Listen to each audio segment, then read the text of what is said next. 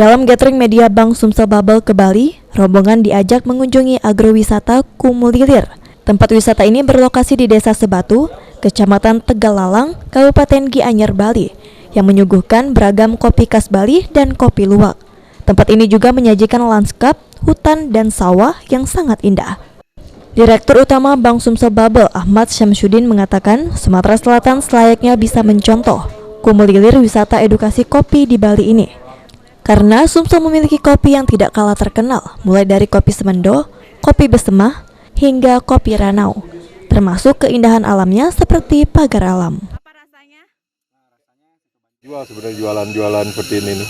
Bisa dicontoh ya Pak? Bisa dicontoh gitu ya. Karena Sumsel nggak kalah cantik ya Pak? Sumsel nggak kalah cantik, banyak ini gitu ya, banyak spot-spot yang bisa kita manfaatkan gitu ya. Gitu. Dan Sumsel juga punya kopi ya Pak? Punya kopi, kita punya kopi Semendo, punya kopi macam-macam gitu ya. Dan itu kita harus bisa menjualnya gitu.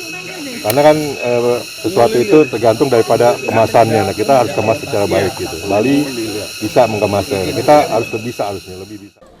Sambil menikmati kopi, pengunjung juga bisa melihat pemandangan sawah dan pepohonan rindang di sekitar tempat wisata tersebut.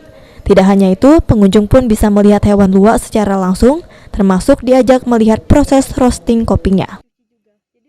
Kalau di sini kita pakainya yang Arabica.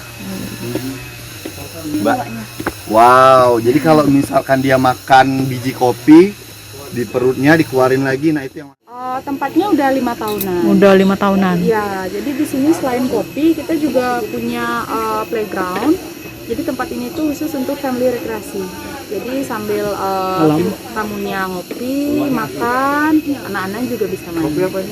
Itu diambil paket Mas.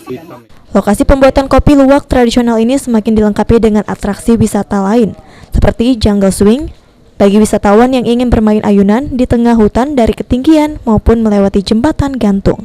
Susan Oktaria, PAL TV.